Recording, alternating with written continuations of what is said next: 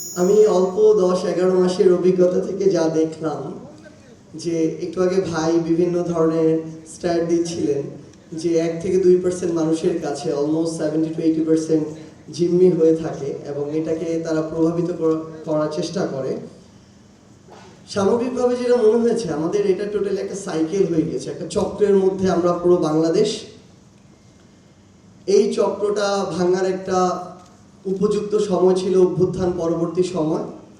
এখনো এই চক্রটা সেভাবে ভাঙা হয়নি বললেও চলে। আর এখানে আসলে কিছু মানুষ পরিবর্তন হয়েছে এই চক্রে, কিন্তু একটা ব্যাকডোর নেগোসিয়েশনের মধ্যে দিয়ে এই চক্রটা কন্টিনিউ হচ্ছে।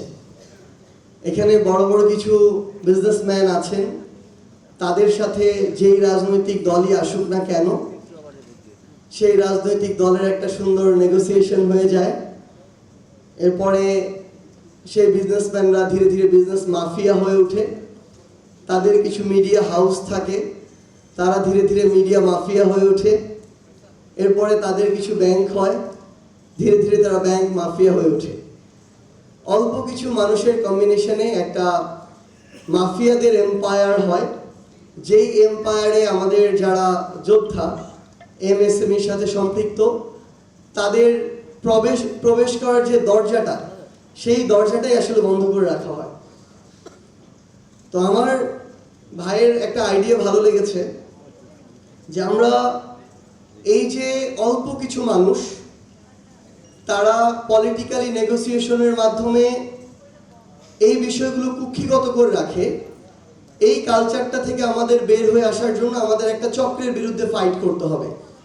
বিগত 16 বছর ধরে কিংবা এরও পূর্বে থেকে বাংলাদেশের যে রাজনৈতিক দলগুলো, তারা ধীরে ধীরে এমন একটা কালচার নিজেরা এস্টাবলিশ করেছে এবং জনগণ এটাতে সঙ্গ দিয়েছে। জনগণকে আবার একদম আলাদা করে ফেলা যাবে না, সবাই সাধু ন, জনগণ ওই কালচারটাকে সঙ্গ দিয়েছে। আজকে যে কোনো একটা আসনে আমরা দেখেছি আওয়ামী লীগের সময়ে তাদের একজন সংসদ সদস্য নির্বাচিত হতে 100 কোটি টাকা খরচ করেছে। তো এই 100 কোটি টাকা একজন এমপির পক্ষ থেকে বৈধভাবে আজীবন উপার্জন করা সম্ভব নয়। আবার আমরা আমাদের জায়গা থেকে দেখেছি জনগণও তাদেরকে অর্থের বিনিময়ে বিভিন্নভাবে প্রভাবিত করে ভোটকে প্রভাবিত করা হয়েছে নির্বাচনগুলোতে। সো জনগণও ভোটের সময়ও অর্থের দ্বারা প্রভাবিত হয়েছে। তাহলে আলটিমেটলি এখানে যে বিষয়টা দাঁড়িয়েছে, এই অর্থ দ্বারা জনগণকে প্রভাবিত করা যায়। রাজনীতিবিদদের অর্থ প্রয়োজন, এস্টাবলিশমেন্টের সাথে ফাইট করার জন্য অর্থ প্রয়োজন, এবং এই অর্থের জন্য তারা আবার বিজনেসম্যানদের সাথে বিভিন্ন অনৈতিক ইলিগাল নেগোসিয়েশনের মধ্যে হাত মিলিয়েছে। এবং এই রাজনীতিবিদরা সরকারের টেন্ডার থেকে শুরু করে যত বিজনেস অপরচুনিটি আছে, এগুলো একদম ইলিগালি অযৌক্তিকভাবে কিছু মানুষের মধ্যে কুক্ষিগত করে ফেলেছে। সকল সুযোগ সুবিধা ওই অল্প কিছু মানুষের মধ্যে গিয়েছে। এরকম একটা আমরা আমাদের জায়গা থেকে চক্র দেখেছি। তারা পাওয়ার যোগ্য হোক আর না হোক, তারাই পাবে।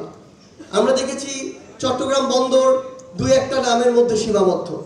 আমরা দেখেছি ঢাকার যে বিজনেস হাব, কিংবা আপনি যদি দেখেন ব্যাংক যেগুলো রয়েছে, আপনি যদি দেখেন মিডিয়া যেগুলো রয়েছে, অল্প কিছু মানুষের হাতে এগুলো কুক্ষিগত।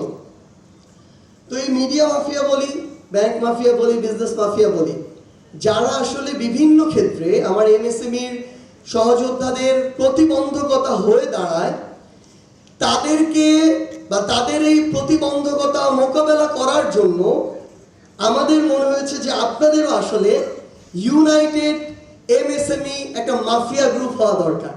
এটা নেগেটিভ অর্থে না, এটা একদম পজিটিভ অর্থে, যে তারা ডিরেক্টলি আর ইনডিরেক্টলি কিন্তু আপনাদের উপর নির্ভরশীল।